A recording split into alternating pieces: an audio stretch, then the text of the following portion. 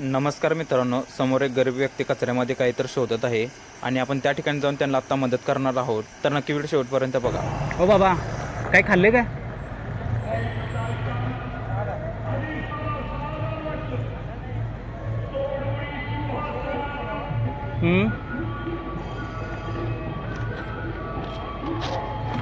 कुठले तुम्ही? बीडचं लांबचं आहे की काय ओळखताय कचरा? जेवण झालं की नाही? काय खाल्लं नाही? बर, ठीक आहे ठीक आहे. मग इकडे कसं काय?